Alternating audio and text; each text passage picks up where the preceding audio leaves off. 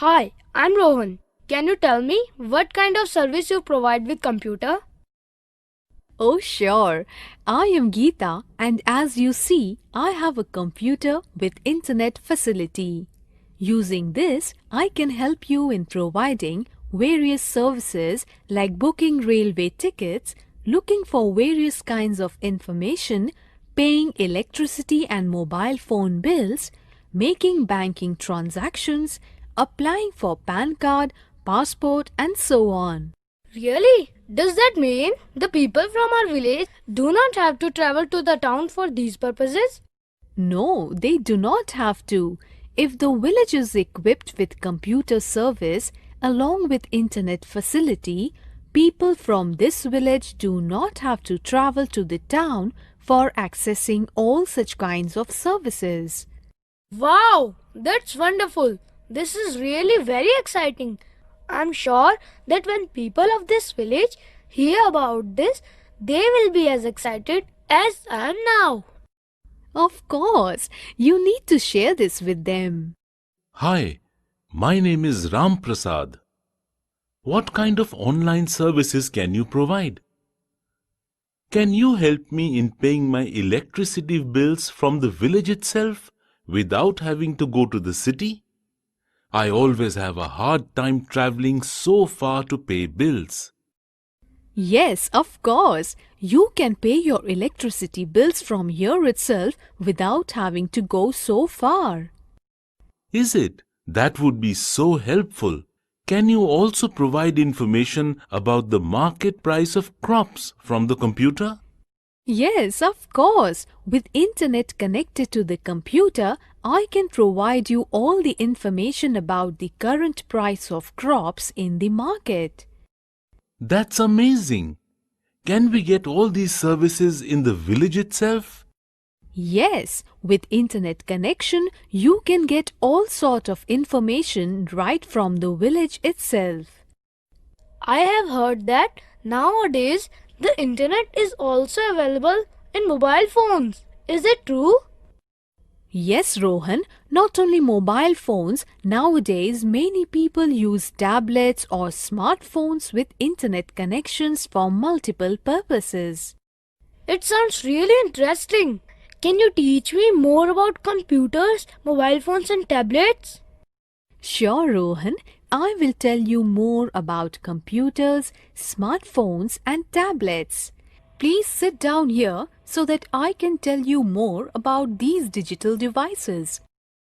First of all, let's learn what a computer is.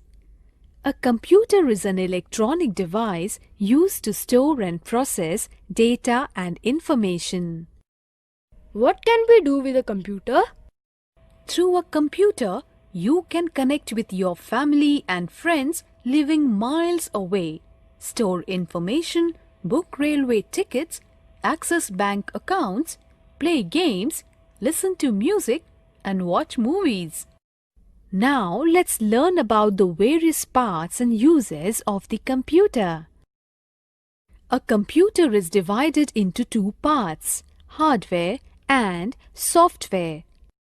The computer and all the equipment connected to it are called hardware.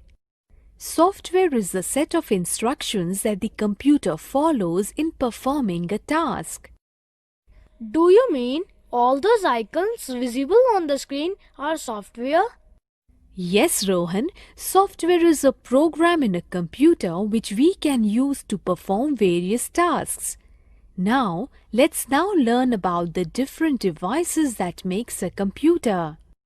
Computers consist of three different components: input devices, processing devices, and output devices. Input devices. Just like a tractor needs diesel or petrol to run on, similarly, a computer needs devices to insert data, instructions, or information so that it can perform tasks. Devices which are used to insert data, instructions, or information into a computer are called input devices. Look at these images. They are some of the input devices which you use with a computer. These input devices are pen drive, mouse, keyboard, CD, and microphone. The keyboard and the mouse are primary input devices. It looks very similar to a typewriter keyboard with an exception to additional keys in it. Yes, beside the regular keys, it also has the numeric keypad and some special keys. Can you tell me what the special keys are used for? The numeric keypad helps you to enter numbers with the keypad similar to a calculator. These are the navigational keys. They help you to view a page on the monitor. The page up key moves the cursor and visible section of the text up on the screen in programs. The page down key moves the cursor and visible section of text on the screen down in programs. The home key moves the cursor to the beginning of the document. The end key moves the cursor to the end line of the text in the program. Editing keys. These three keys are called editing keys. They help in editing text documents on the computer. The insert button toggles between inserting text and overwriting text in most of the text editing programs. The delete button deletes a single character of text to the right in text editing programs. The backspace key deletes a single character of the text to the left in text editing programs. What are these 4 arrow keys used for? These 4 arrow keys are called directional keys. The up arrow moves the cursor up in text editing programs. The down arrow moves the cursor down in text editing programs. The left arrow moves the cursor left in text editing programs. And the right arrow moves the cursor right in text editing programs. Do you see the keys from F1 to F12? They are called the functional keys.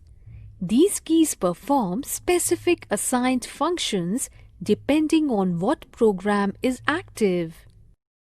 The escape key terminates the currently active process in most programs. The controlled and alternate keys are function modifier keys that change or enhance specific actions and mouse functions in most programs. The Windows key activates the Windows Start menu, which is the same as clicking the Start button on the taskbar. So far, we have learnt about the various keys in the keyboard. Let's now learn about the mouse. A mouse is a pointing device. It is used to point to and interact with items on the computer screen. As soon as the mouse is moved, you will notice a small arrow moving on the screen in the same direction with the movement of the mouse. This arrow is called the pointer. The pointer can provide data or instructions to the computer for processing. A mouse has 2 buttons, left and right. It also includes a scroll wheel between the 2 buttons that helps you to move between documents and web pages more easily. These are some of the functions that a mouse performs. Clicking the left button once selects a certain program on the screen. By double-clicking the left button on the mouse twice in rapid succession will direct you inside the selected program. Clicking the right button of the mouse will open the index menu. The scroll wheel helps us to move up or down a page on the screen. Processing devices. Using grinding mills to separate the husks from the grains or to crush grains to wheat serves as a processing machine. Similarly, devices which control the storage and saving of information in a computer are processing devices. The information is processed by the computer processor or CPU and then saves that information to the computer memory or RAM. Output devices. Just like using threshers to separate the straw from the grains portrays it as an output machine, similarly, the devices which we use with the computer to display the result are called output devices. Monitor is the most common output device. Monitor is a screen used to display the output such as words, numbers and graphics. Monitors are of two types: cathode ray tube (CRT) and flat panel displays. A printer takes the processed data from the computer called soft copy and generates a hard copy of the same. Soft copy is an image or text file viewed on a computer, whereas a hard copy is a printed version of the same. There are three types of printers: inkjet printer, laser printer and dot matrix printer. A speaker is an output device through which we hear sound. Without a speaker, you will not be able to listen to music, hear an audio content, etc. Headphones give sound output from the computer. They are similar to speakers except that they are worn on the ears, so that only one person can hear the output at a time. Projector is an output device with which a text or an image is projected onto a flat screen. A projector is often used in meetings or to make presentations. It allows the display to be visible to many people. So far, we have learnt about various input, processing and output devices. Let's now take part in this fun activity. Didi, where does a computer store all the data? Just like your brain helps you in keeping lot of important things in mind, so a computer stores data in what is called a computer memory. A computer has two types of memory: primary or main memory and secondary memory. The main or primary memory is very fast. It is called RAM, which means Random Access Memory or RAM. The speed of the computer depends on the RAM. Data and instructions are stored in the main memory from where it can be retrieved from Central Processing Unit or CPU for processing results. RAM is the memory in which all the programs are stored. The speed of the computer depends on the RAM. Cache memory is a memory that is a part of RAM and is very near to the processor. It is used to improve processing speed. The primary memory is limited, so to store unlimited data, we use secondary memory. Any data or program that is kept in secondary memory has to be copied by RAM because the computer cannot process data directly on secondary memory.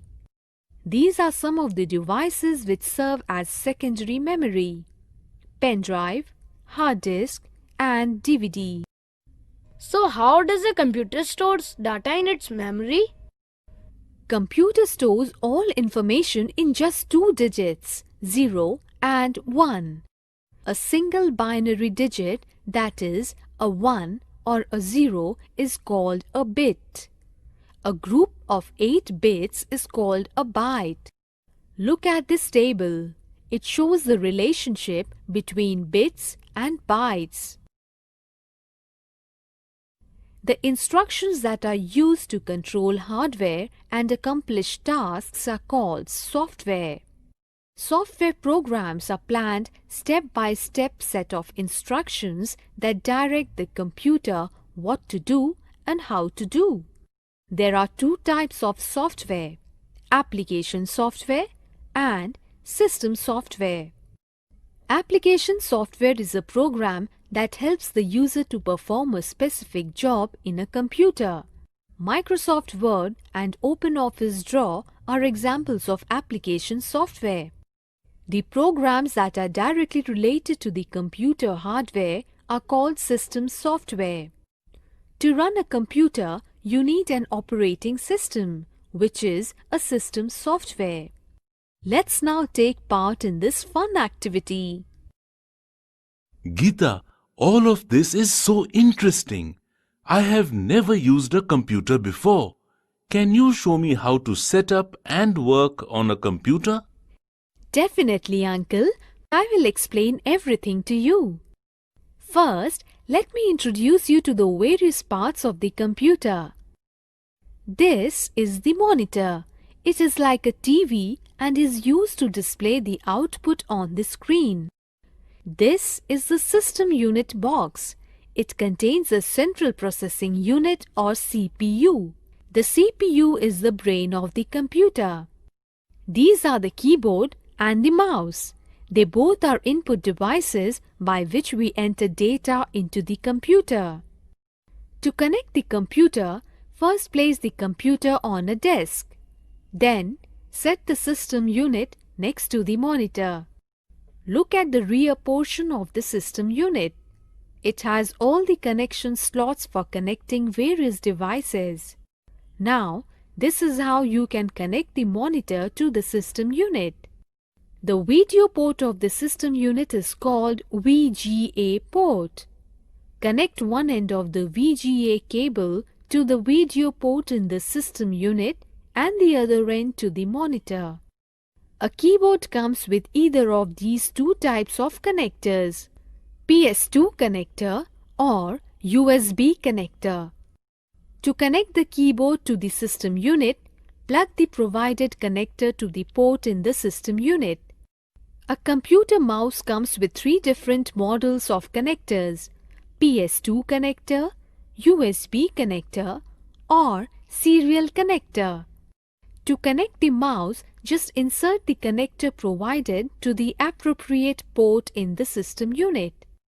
Similarly, if you wish to connect a printer to the computer, just insert the provided connector, which may be of one of these two types: parallel port or USB port to the system unit. Thank you, Geeta. Now, how should we connect the computer to the mains electric board? Simple. A desktop computer comes with two power supply cables. First, plug one power supply cable in the power supply plug in the system unit and plug the other cable to the power supply port in the monitor. After that, plug both the cables to the power plugs in a switchboard or the UPS provided. You can now use the computer. Can you show us how to switch on the computer? Sure, just follow these steps to switch on the computer. First, switch on the power supply of both the system unit and the monitor. Then, press the power button of the system unit and then switch on the monitor by pressing its power button. Now, wait for some moment. Look, the display is appearing on the monitor. This is the boot screen. Slowly, you can see that all the software are loaded. Now the computer is ready to use. Thank you, Geeta. For the first time I have seen a computer and have now also learnt how to switch it on. Yes, thanks Didi for telling us all about a computer. Now can you also teach me more about mobile phones and tablets? Sure, Rohan. I will show you how to operate a mobile phone or a tablet. Hey, even I want to learn about these devices. Okay, let's take a look at various components, functions, and applications of mobile phones and tablets. As you are aware, a basic mobile phone is a device by which you can make and receive calls, send and receive text messages, etc. Modern mobile phones have lots of additional features such as web browsers, games, cameras, video players, and navigational systems too. These phones are called smartphones. Some mobile phones can be fitted with two SIM cards too. They are called dual SIM phones. Look at the various parts of a mobile phone.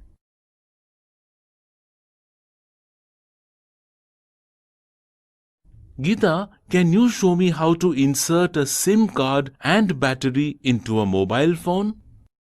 Definitely, uncle. Just follow these steps. First, switch the phone off and then remove the back cover. After that, if the battery is in the phone, take it out. Then, insert the SIM into the SIM slot. After that, put back the battery in the phone. At last, replace the back cover and restart the phone. Thank you, Geeta. I also face problems when charging the phone's battery. Don't worry, just follow these steps when charging the battery. First, plug the charger into a wall outlet. Then, connect the charger to the phone. After some time, when your mobile shows battery full, unplug the charger from the phone and then from the wall outlet. Let me also show you how to lock and unlock the keys in the mobile phone. Why should we lock the keys? Uncle, it is always better to lock the keys of the phone when you are not using it for a long time. So, these are the steps. To lock the keys, select menu and then press the star key. How do we unlock it now? To unlock, just press the unlock button and then press the star key. I have this new mobile phone and I don't even know how to view the features in it. This is how you can view the features. First, press or touch the menu button. All the features available on it will be displayed. Then, to go back to the previous view, press or touch the back button. To go back to the home screen, press or touch home icon or button on the phone. To change the ringtone of a basic phone or a touchscreen phone, follow these steps. For a basic phone, first select menu and then settings. Then select tones and then scroll to ringtone. After that, scroll to open gallery. A list of ringtones will appear. You can now choose the ringtone of your choice by clicking on it. In a touchscreen phone, first touch the home key and then the menu key and then settings, touch profile setting. Then touch phone ringtone or notification ringtone. Then scroll through the ringtone list and select the ringtone you want to use. Then touch OK. I want to set an alarm on my phone. Can you help me setting the alarm for early morning? You can do it yourself by following these steps.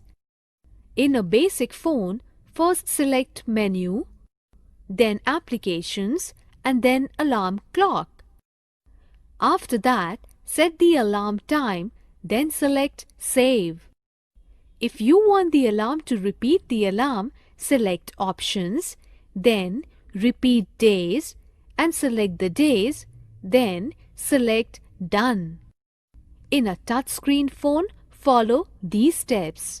First, touch menu, then touch clock, then touch alarm. After that, set the alarm time, then touch save. Didi, can you now teach us about tablets? Yes, of course. I was just coming to it. A tablet is a compact device that is similar to a smartphone or a laptop or computer. Nowadays, tablets are very popular because of their ease of use, portability, and features. It can be used to browse the internet, check email, download and read books, play games, watch videos, or organize content. Tablets are of different types. Here are a few of them. Booklet is the simplest form of the tablet PC, which looks like a book.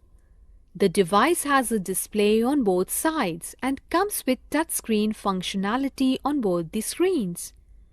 This device has handwriting recognition software that allows you to write on the screen just as you are writing on the paper.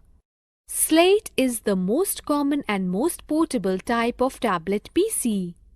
It is generally used as an entertainment hub to watch movies, browse through web, watch videos, make video calls, and chat with friends. Convertible tablets look almost identical to a traditional laptop. The only major difference is that they come with a touchscreen display which can be rotated 180 degrees. A hybrid tablet includes best features from Slate and convertible tablets. Hybrid tablet comes with a detachable keyboard which can be attached to the Slate tablet using the provided slot, making the tablet converted into convertible of tablet PC. A rugged tablet suits those users who have to work in harsh environmental conditions. They are extremely durable due to their shock-proof internal hard drive and a protective shell. It is also important for you to keep in mind that before using the device for the first time, you should charge the battery for at least 6 to 8 hours or until the battery is fully charged. How do we charge the battery? Just follow these steps. First, insert the cable into the charging head and plug in the head into a standard AC power outlet. The device will start charging automatically. After the device is fully charged, just unplug the charging head. To save power in the device, you can turn off the screen by pressing the power save button, which will turn the screen to lock screen mode. Repeat the process to reactivate the device. What is the correct way to turn off the device? Follow these steps when you wish to turn off the device. First, press and hold the power button for a few seconds. Then, a menu will appear confirming that you would like to power off. Touch Power Off to turn off the tablet. The home screen of a tablet is the starting point for the applications, functions, and menus. You can customize your home screen by adding application icons, shortcuts, folders, or widgets. Swipe the screen left or right to display additional screens.